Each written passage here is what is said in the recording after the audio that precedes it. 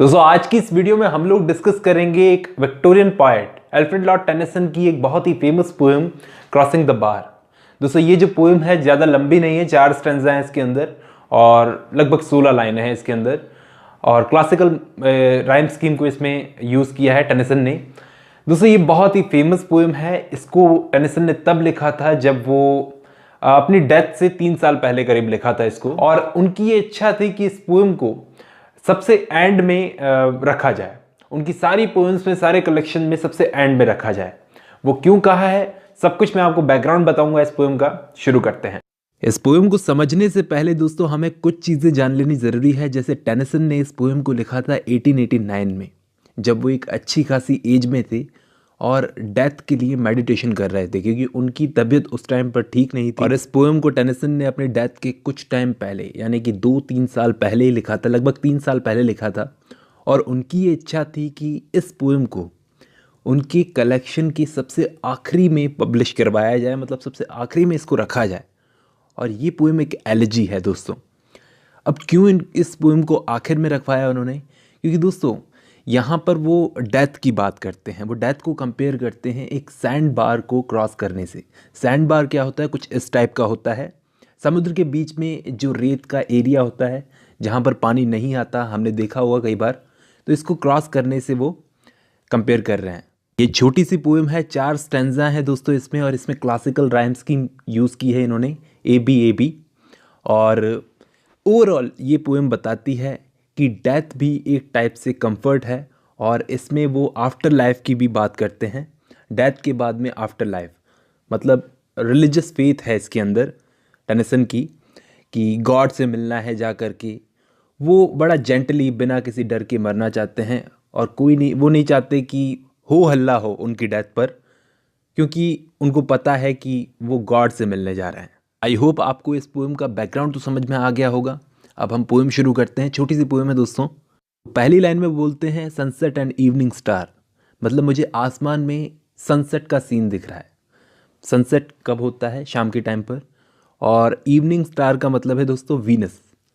Venus evening star माना जाता है उसको। तो ये दोनों क्या है? सिंबल है। सिंबल किस चीज़ के हैं? मतलब कुछ ख़त्म होने का टाइम आ गया है, ये दिन या फिर मेरी लाइफ। पार्ट बोल रहे हैं कि मेरी life. And one clear call to me, मुझे आवाज़ सुनाई देती है क्लियर कॉल की, लाउड एंड क्लियर आवाज़ सुनाई देती है जो मुझे बुला रही है अपने पास, शायद पॉइंट का call. And may there be no moaning of the bar, इसका मतलब ये है कि मैं उम्मीद करता हूँ कि समुद्र के किनारे पर ये जो सी बार है, इसको जब मैं क्रॉस करूँगा तो ये डिस्टर्ब नहीं होगी जब मैं समुद्र में उतरूँगा, when I put out to sea. इसके बाद नेक्स्ट स्टैंजा में पार्ट बोलते हैं but such a tired age moving seems asleep too full for sound and form. इसका मतलब ये है, यहाँ पे पार्ट बोलते हैं कि मैं चाहता हूँ एक ऐसी लहर मुझे लेने आए जो बहुत ही भरी हुई हो, बड़ी हो, वो बड़ा स्लोली स्लोली मूव करे, जैसे कि वो सो रही हो, वो लहर सो रही हो, बहुत भरी हुई हो, ना तो उसमें कोई बहने का साउंड आए, आवाज़ आए, मतलब फॉर्म, फॉर्म मतलब होता है झाग, ये सब चीज़ें नहीं होनी चाहिए। शांति से मुझे वो लहर लेकर जाए, ये मैं चाहता हूँ कि जब when that witch drew from out the boundless deep turns again home। इसका मतलब ये है, इसका मतलब ये है कि मैं ये चाहता हूँ कि जब मैं जाऊँ, मेरी डेथ हो, तो वापस जब मैं अपने घर लौटूं। टर्न्स अगेन, अगेन होम का मतलब ये है, मतलब दोस्तों वापस अपने घर लौटूं, अपने घर मतलब गॉड के पास। बाउंडलेस डीप का मतलब बाउंडलेस डेप्थ, गहराइयों में गॉड के पास। Twilight and evening bell and after that the dark, इसका मतलब ये है, ट्वाइलाइट का मतलब होता है शाम आ गई है, इवनिंग बेल के साथ में, और उसके पीछे पीछे डार्कनेस भी है। And may there be no sadness of farewell when I embark, इसका मतलब ये है कि जब मैं जाऊं, तो मैं नहीं चाहता कि मेरे जाने पर सैड फेयरवेल हो, यानी कि मुझे कोई सैड होकर गुड बाय बोले, कोई सैडनेस नहीं चाहिए मुझे। वैसे दोस्तों एम्बार्क का मतलब होता है जहाज़ पर चढ़ना, लेकिन यहाँ पर पोएट ने यहाँ पर इसको जाने की सेंस में यूज़ किया है।